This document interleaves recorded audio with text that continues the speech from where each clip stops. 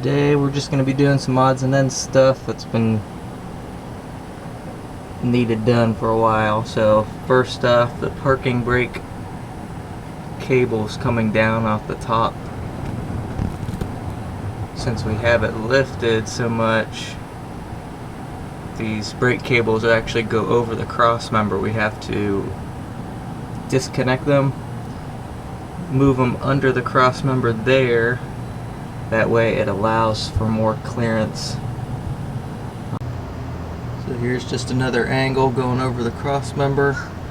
That's the bracket that holds it. You can see how much it's pulling on the brake, the parking brake cable right now. So we'll start by disconnecting both sides.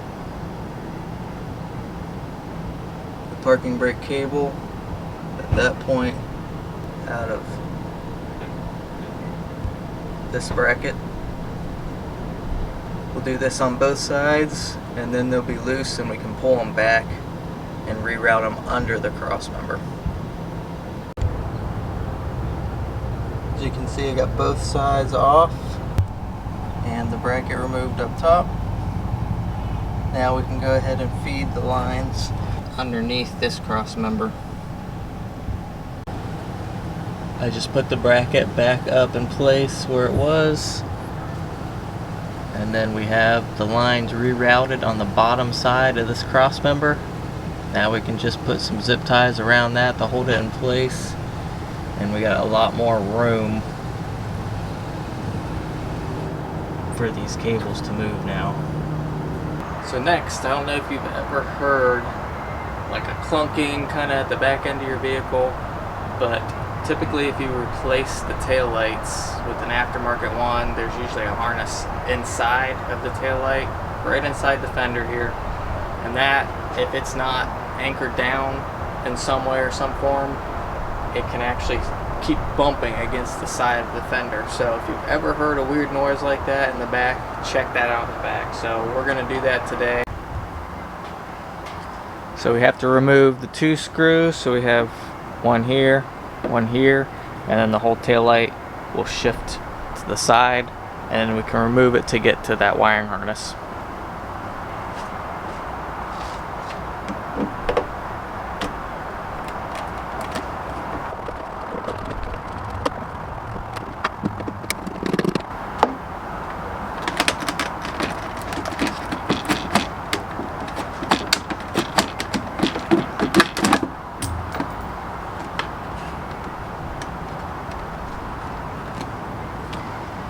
So this is the wiring harness that's swinging inside of the, every time you hit a bump and clunking.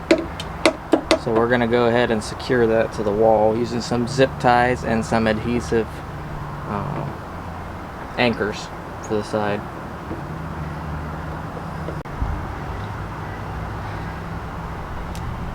So I got one part zip tied back together. There's actually an extra harness that comes up for the wiring harness for the trailer, so that's why I got extra wires all in here.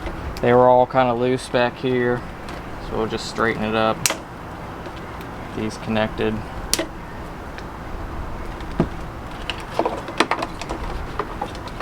So I'll also put some zip ties in here to anchor. There's a couple points inside here, you can't really see because it's dark, but we can get it anchored inside so that way it's not flopping back and forth. Now's a good time to clean behind that tail light that you just took off. I was just using some detail spray, get all this dirt and grime all cleaned up.